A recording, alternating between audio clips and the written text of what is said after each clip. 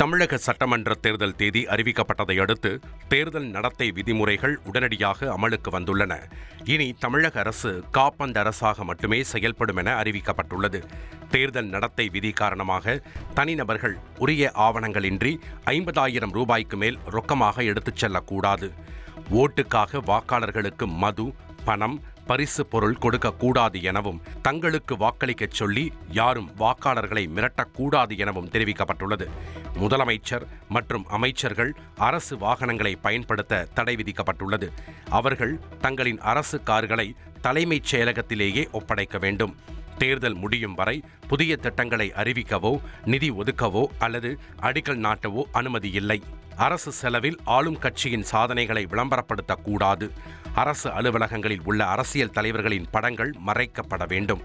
மதம், சாதி ரீதியாக வாக்கு சேகரிக்க கூடாது. வழிபாட்டு தலங்களை பிரச்சாரத்திற்கு பயன்படுத்த தடை விதிக்கப்பட்டுள்ளது. விதிமுறைகளை மீறும் வேட்பாளர்கள் மற்றும் அதிகாரிகள் மீது கடும் நடவடிக்கை எடுக்கப்படும் என தேர்தல் ஆணையம் எச்சரித்துள்ளது. தமிழ்நாட்டில் தேர்தல் நடத்தை விதிமுறைகள் அமலுக்கு வந்ததால் பல்வேறு மாவட்டங்களில் அதற்கான நடைமுறைகள் தொடங்கின. மதுரையில் வாகன தணிக்கைக்கான பணிகளை பறக்கும் படை அதிகாரிகள் மற்றும் துணை ராணுவத்தினர் தொடங்கியுள்ளனர். இதுகுறித்து மாவட்ட தேர்தல் அலுவலருடன் மாவட்ட ஆட்சியர் ஆலோசனை மேற்கொண்டார். நெல்லை அரசியல் கட்சியினரின் விளம்பரங்கள் வண்ணம் பூசி அழிக்கப்பட்டதுடன் சுவரொட்டிகள் மாநகராட்சி ஊழியர்களால் கிழித்து அகற்றப்பட்டது. புதுக்கோட்டையில் சட்டமன்ற உறுப்பினர் அலுவலகம் வருவாய்த்துறையினரால் பூட்டி சீல் வைக்கப்பட்டது. திருவள்ளூர் நகராட்சி அலுவலக வளாகத்தில் வைக்கப்பட்டிருந்த கட்சி பேனர்கள் அகற்றப்பட்டது. நகரமன்ற தலைவர் அறை பூட்டி சீல் வைக்கப்பட்டதுடன் அரசியல் கட்சி கொடிகளும் அகற்றப்பட்டன. வரும் சட்டமன்ற தேர்தல் பணிகளை முன்னிட்டு சென்னை மாவட்டத்தின் 16 சட்டமன்ற தொகுதிகளுக்கான பறக்கும் படை, நிலையான கண்காணிப்பு குழு மற்றும் வீடியோ கண்காணிப்பு குழுக்களுக்கு 128 வாகனங்கள் சென்னை மாநகராட்சி ரிப்பன் மாளிகையிலிருந்து அனுப்பி வைக்கப்பட்டன. தமிழ்நாட்டில் ஏப்ரல் 23ஆம் தேதி ஒரே கட்டமாக தேர்தல் நடைபெறவுள்ள நிலையில் இந்த வாகனங்களை கூடுதல் மாவட்ட தேர்தல் அலுவலர் கற்பகம் IAS தொடங்கி வைத்தார். ஒவ்வொரு தொகுதிக்கும் 3 பறக்கும் படை, 3 நிலையான கண்காணிப்பு குழு மற்றும் 2 வீடியோ கண்காணிப்பு குழு என மொத்தம் 8 வாகனங்கள் செயல்படுகின்றன. தேர்தல் அவசரம், ஸ்டிக்கர் மற்றும் GPS வசதியுடன் அனுப்பப்பட்ட வாகனங்களில் போலீஸ், வருவாய்த்துறை அதிகாரி மற்றும் ஒளிப்பதிவாளர் உள்ளிட்டோர் பணியாற்றுவார்கள். பறக்கும் படை தேர்தல் விதிமுறைகள் மீறல், பணம் அல்லது மதுபானம் விநியோகம் போன்ற புகார்களை கண்காணிக்கும். நிலையான கண்காணிப்பு குழு சோதனை சாவடிகளில் கண்காணிப்பு மேற்கொள்ளும். வீடியோ கண்காணிப்பு குழு அனுமதி பெற்ற கூட்டங்கள், பேரணிகள் மற்றும் பிரச்சாரங்களை வீடியோ பதிவு செய்து அறிக்கை சமர்ப்பிக்கும். புதுச்சேரி சட்டமன்ற தேர்தலுக்கான வேட்புமனு தாக்கல் இன்று தொடங்குகிறது. புதுச்சேரியில் மொத்தம் 9.49 லட்சம் வாக்காளர்கள் உள்ள நிலையில் ஏப்ரல் 9ஆம் தேதி வாக்குப்பதிவு நடைபெறவுள்ளது. 321 பதற்றமான வாக்குச்சாவடிகள் கண்டறியப்பட்டு துணை ராணுவ படையினர் பாதுகாப்பு பணியில் ஈடுபடுத்தப்பட்டுள்ளனர். சமூக வலைதளங்களை கண்காணிக்க தனி குழு அமைக்கப்பட்டுள்ளதோடு புகார்கள் இருந்தால் 1950 என்ற எண்ணிற்கு தொடர்பு கொள்ளலாம் என தெரிவிக்கப்பட்டுள்ளது. வேட்புமனு தாக்கல் இன்று தொடங்கும் நிலையில் வேட்பாளர்கள் ஆன்லைன் மூலம் மனு தாக்கல் செய்தாலும் அதன் நகலை தேர்தல் அதிகாரியிடம் நேரில் சமர்ப்பிக்க வேண்டும் என மாநில தேர்தல் அதிகாரி ஜவஹர் தெரிவித்துள்ளார். 23 மார்ச் 2026 வரைக்கும் நாமினேஷன் ப்ராசஸ் ஓப்பனாக இருக்கும். கேண்டிடேட்ஸ் ஆன்லைன் மூலியமாகவும் அவங்களோட நாமினேஷன்ஸை தாக்கல் பண்ணலாம். ஆனால் நாமினேஷன் ப்ராசஸ் ஆன்லைன் தாக்கல் பண்ண பிறகு அதை பிரிண்ட் அவுட் எடுத்து அந்த கன்சர்ன் ரிட்டர்னிங் ஆஃபீஸர்ஸ்ட்டு அப்பாயின்மெண்ட் ஷெடியூல் பண்ணி அந்த பிரிண்ட் அவுட் காப்பியை அவர் அஃபிஷியலாக சப்மிட் பண்ணணும். 5 மாநில சட்டமன்ற தேர்தல் தேதிகளோடு 6 மாநிலங்களில் உள்ள 8 தொகுதிகளில் இடைத்தேர்தலும் அறிவிக்கப்பட்டுள்ளது.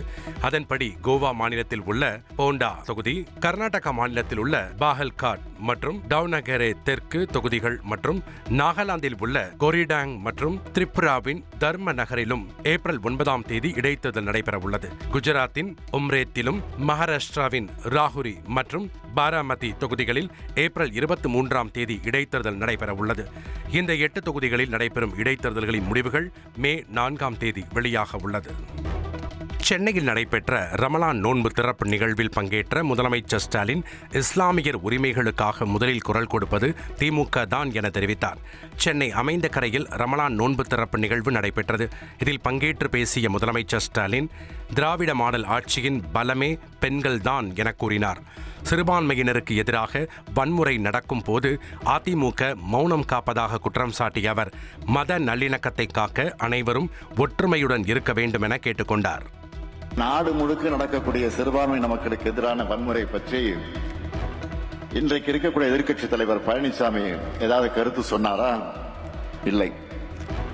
திருவாளர் பழனிசாமி அவர்களிடம் நாம் கேட்பதெல்லாம் அதிமுக என்ற கட்சியோடு சேர்த்து உங்க மனசாட்சியையும் பாஜக கிட்ட அடகு வச்சுட்டீங்களா? அதுதான் வேதனையா இருக்கு. சிறுபான்மையின் மீதான வெறுப்பை, அது நெருப்பை தூண்டி விட்டு அதுல குளிர்காயக்கூடிய பாஜக கூட கூட்டணி வச்சிருக்க நீங்க எப்படி அவங்களோட உரிமையும் பாதுகாப்பையும் நிலைநாட்டுவீங்க? சட்டமன்ற தேர்தலில் கூடுதல் தொகுதிகள் வழங்கவில்லை என்றால் திமுக கூட்டணியில் நீடிப்பது குறித்து தமிழக வாழ்வுரிமை கட்சி மறுபரிசீலனை செய்யும் என அக்கட்சியின் தலைவர் வேல்முருகன் தெரிவித்துள்ளார். சென்னையில் செய்தியாளர்களை சந்தித்த அவர் சாதிவாரி கணக்கெடுப்பு, வன்னியர்களுக்கான 10.5% இடஒதுக்கீடு, தமிழக அரசு பணிகளில் 100% தமிழர்களுக்கே முன்னுரிமை உள்ளிட்ட 10 முக்கிய கோரிக்கைகளை திமுகவிடம் முன்வைத்துள்ளதாக தெரிவித்தார். கூடுதல் இடங்களை காட்டிலும் நான் கோரிக்கை வைத்த இந்த தமிழ் சமூகத்தின் வாழ்வுரிமை இந்த பிரச்சனைகளுக்காக இதை செய்து தரக்கூடிய தமிழ்நாட்டில் ஆட்சிக்கு வரக்கூடிய அரசியல் கட்சிகளுக்கு இந்த தேர்தலில் தமிழக வாழ்வுரிமை கட்சி ஆதரவு அளிக்கலாமா அப்படி என்ற ஒரு விவாதமும் விவாதிக்கப்பட்டிருக்கிறது. இந்த கோரிக்கையை நாங்கள் நிறைவேற்றி தருகிறோம் என்று பிரதான தமிழ்நாட்டில் இருக்கிற அரசியல் கட்சிகள், அமைப்புகள், இயக்கங்கள் ஒன்று கூடி நாங்கள் வைத்த இந்த கோரிக்கையை நிறைவேற்றுவதற்கு இப்போ அதிமுகவோ அல்லது எங்களுக்கு ஒத்த கொள்கை அடிப்படையில் ஒத்த கருத்துள்ள மற்ற அரசியல் கட்சிகளோ முன்வரும் என்று சொன்னால் அவர்களோடு சேர்ந்து தேர்தலில் பயணிப்பதை குறித்து விவாதிக்க தயாராக இருக்கிறது. அதிமுக பக்கம் இப்போ பிஜேபி இருக்கு. ஒருவேளை அதிமுக நாங்க பண்றோம்னு சொன்னா நீங்க என்ன பண்ண போறீங்க? பிஜேபி தலைமையிலான அந்த கூட்டணியில் நாங்கள் இடம்பெற மாட்டோம். இல்ல, தமிழ்நாட்டில் அதிமுகவோட தலைமையிலான கூட்டணி இருக்குன்னு சொல்றாங்க. அது அதிமுக அப்படி சொல்லி எங்களை அழைச்சி பேசும்போது அதை குறித்து முடிவு செய்வோம். நெல்லை மாவட்ட ஆட்சியர் அலுவலகத்தில் செய்தியாளர்களை சந்தித்த சபாநாயகர் அப்பாவு மீண்டும் ஸ்டாலின் 2.0 ஆட்சி அமைவது உறுதி என கூறினார். திமுக தான் அதை கொள்கை ரீதியாட்டி இந்தியாவில் இன்னைக்கு துணிந்து நிற்கக்கூடிய ஒரு முதல்வர் மு.க. ஸ்டாலின் அவர்கள். பொருளாதார ரீதியாட்டு படிப்பு, உத்தியோகம், தொழில் எல்லா வகையிலையும் நம்பர் 1 நாட்டும் இருக்கு. மக்கள் மீண்டும் எத்தனை முறை இருந்தாலும் மாண்புமிகு முதல்வர் மு.க. ஸ்டாலின் தான் வாக்களிப்பாங்க. மக்கள் முடிவோடு இருக்காங்க. இவங்க எத்தனை பேர் நீங்கள் சொல்கிற தாவேகா உட்பட எத்தனை பேர் கூட்டணி அமைச்சாலும் திராவிட முன்னேற்ற கழக கூட்டணியை யாராலும் நெருங்கவும் முடியாது. மீண்டும் மாண்புமிகு முதல்வர் மு.க. ஸ்டாலின் 200க்கும் மேற்பட்ட தொகுதியில் வெற்றி பெற்று 2.0 அமர்வார். மேலும் தாவேகா தலைவர் விஜய் பாஜகவின் அசைன்மெண்ட் படி செயல்படுவதாக குற்றம் சாட்டிய அப்பாவு அதிமுக பொதுச் செயலாளர் எடப்பாடி பழனிசாமி டெல்லியில் ரகசிய பேரம் பேசி வருவதாக சாடினார். தாவேகா தலைவர் விஜய் அடுத்த கட்ட வேட்பாளர்களை விரைவில் நேர்காணல் செய்ய உள்ளதாக தகவல் வெளியாகியுள்ளது. ஏற்கனவே 60 வேட்பாளர்களை நேர்காணல் செய்து தேர்வு செய்துள்ள நிலையில் 2ஆம் கட்டமாக மேலும் பலரை சந்திக்க அவர் தயாராகி வருகிறார். இதற்கு முன் ஒவ்வொரு தொகுதியிலும் போட்டியிட விருப்பம் தெரிவித்துள்ள 2 முதல் 3 பேருடன் கட்சியின் பொதுச் செயலாளர் ஆனந்த் பனையூர் அலுவலகத்தில் முதற்கட்ட நேர்காணலை நடத்தி வருகிறார். இந்த நேர்காணலிலிருந்து ஒருவரை தேர்வு செய்து அவரை தலைவர் விஜய் நேரடியாக சந்தித்து இறுதி முடிவெடுத்து வேட்பாளராக அறிவிப்பார் என கட்சி தரப்பில் தெரிவிக்கப்பட்டுள்ளது. மேலும் கூட்டணி குறித்து எந்த முடிவு எடுத்தாலும் கட்சி தலைமை முடிவுக்கு கட்டுப்படுவோம் என மாவட்ட செயலாளர்கள் கருத்து தெரிவித்துள்ளனர். தமிழக சட்டமன்ற தேர்தல் ஏப்ரல் 23ஆம் தேதி நடைபெற உள்ள நிலையில் திமுக சார்பில் போட்டியிட விருப்ப மனு அளித்தவர்களுக்கான நேர்காணல் நாளை முதல் நடைபெறும் என அக்கட்சியின் பொதுச் செயலாளர் துரைமுருகன் அறிவித்துள்ளார். நாளை முதல் வரும் 22ஆம் தேதி வரை சென்னை அண்ணா அறிவாலயத்தில் திமுக தலைவர் ஸ்டாலின் முன்னிலையில் நேர்காணல் நடைபெற உள்ளது. அதன்படி நாளை புதுச்சேரி மற்றும் காரைக்கால் பகுதி வேட்பாளர்களுக்கும், மதுரை, தேனி, தூத்துக்குடி, நெல்லை, கன்னியாகுமரி உள்ளிட்ட தென் மாவட்டங்களைச் சேர்ந்தவர்களுக்கு நாளை மறுதினமும் நேர்காணல் நேர்காணல் நடைபெறுகிறது. மார்ச் 19ஆம் தேதி கோவை, ஈரோடு, திருப்பூர் உள்ளிட்ட கொங்கு மண்டல மாவட்டங்களைச் சேர்ந்தவர்களுக்கும், 20ஆம் தேதி வேலூர், திருவண்ணாமலை, சேலம் உள்ளிட்ட மாவட்டங்களைச் சேர்ந்தவர்களுக்கும் நேர்காணல் நடைபெறுவதாக தெரிவிக்கப்பட்டுள்ளது. மார்ச் 21 மற்றும் 22ஆம் தேதிகளில் திருச்சி, தஞ்சை, விழுப்புரம், காஞ்சிபுரம், திருவள்ளூர் மற்றும் சென்னை மாவட்ட வேட்பாளர்களுக்கு நேர்காணல் நடைபெறுகிறது. சுமார் 15,000 பேர் விருப்ப மனு அளித்துள்ள நிலையில் தினமும் காலை மற்றும் மாலை என 2 கட்டங்களாக இந்த நேர்காணல் நடைபெறும் என தெரிவிக்கப்பட்டுள்ளது. ஒடிசா, பீகார், ஹரியானாவில் காலியாக உள்ள மாநிலங்களவை இடங்களை நிரப்புவதற்கான தேர்தல் இன்று நடைபெறுகிறது. இன்று காலை 9 மணி முதல் மாலை 4 மணி வரை தேர்தல் நடைபெறும் நிலையில் இரவே முடிவுகள் அறிவிக்கப்படுகிறது. தமிழ்நாட்டில் வாக்காளர் பட்டியல் திருத்த முறைக்கு எதிராக தொடரப்பட்ட வழக்குகள் இன்று உச்சநீதிமன்றத்தில் மீண்டும் விசாரணைக்கு வருகின்றன. பெயர் நீக்கம் மற்றும் அதற்கான காரணங்கள் குறித்து தேர்தல் ஆணையம் இன்று அறிக்கை தாக்கல் செய்யும் என எதிர்பார்க்கப்படுகிறது. பாமக சின்னம் தொடர்பாக சென்னை உயர்நீதிமன்ற தீர்ப்பை எதிர்த்து ராமதாஸ் தரப்பில் தாக்கல் செய்யப்பட்ட மேல்முறையீட்டு மனு உச்சநீதிமன்றத்தில் இன்று விசாரணைக்கு வருகிறது. மாம்பழம் சின்னத்தை முடக்க கோரிய மனுவில் முக்கிய உத்தரவு பிறப்பிக்கப்படும் என எதிர்பார்க்கப்படுகிறது. இஸ்ரேலின் டெல் அவீவ் நகரில் ஈரான் நடத்திய கிளஸ்டர் ஏவுகணை தாக்குதலின் பரபரப்பு சிசிடிவி காட்சிகள் வெளியாகியுள்ளது. இந்த தாக்குதலில் 3 பேர் காயங்களுடன் உயிர் தப்பிய நிலையில் கட்டிடங்கள் மற்றும் வாகனங்கள் கடும் சேதமடைந்தன.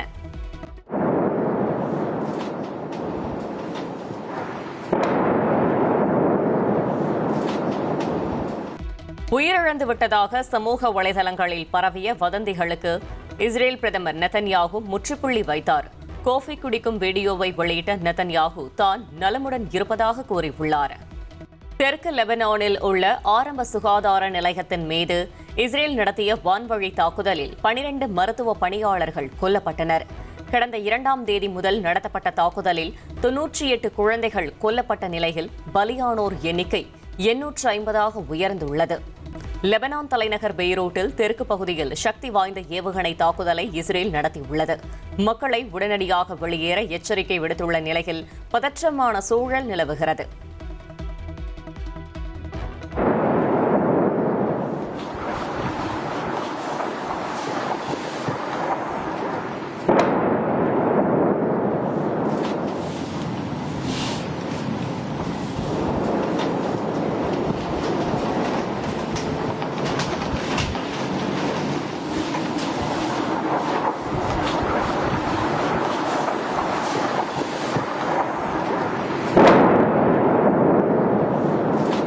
அமெரிக்காவின் மிச்சிகன் ஆலய தாக்குதலில் தொடர்புடைய முகமது கசாலி ஹிஸ்புல்லா தளபதி இப்ராஹிமின் சகோதரர் என இஸ்ரேல் ராணுவம் குற்றஞ்சாட்டியுள்ளது. இஸ்ரேல் மக்கள் மீது இப்ராஹிம் 100கணக்கான ராக்கெட்களை ஏவி தாக்குதல் நடத்தியதாகவும் குறிப்பிட்டுள்ளது. இஸ்லாமியர்களின் 3வது புனித தலமான ஜெருசலேம் அல் அக்ஸா மசூதி பாதுகாப்பு காரணங்களுக்காக மூடப்பட்டதன் எதிரொலி. மசூதியின் நுழைவாயில்கள் மற்றும் பழைய நகரத்தின் சாலை தடுப்புகளுக்கு அருகில் ஆயிரக்கணக்கான இஸ்லாமியர்கள் தொழுகையில் ஈடுபட்டனர். மேற்கு ஆசியாவில் நிலவி வரும் போர் பதற்றம் மற்றும் வான்வெளி கட்டுப்பாடுகள் காரணமாக ஸ்பைஸ் ஜெட் நிறுவனம் துபாய்க்கான தனது விமான சேவைகளை தற்காலிகமாக ரத்து செய்துள்ளது. அதே சமயம் ஐக்கிய அரபு அமீரகத்தில் சிக்கியுள்ள இந்தியர்களை தாயகம் அழைத்து வர புஜைராவிலிருந்து சிறப்பு விமானங்கள் இயக்கப்படும் என்றும் அறிவித்துள்ளது.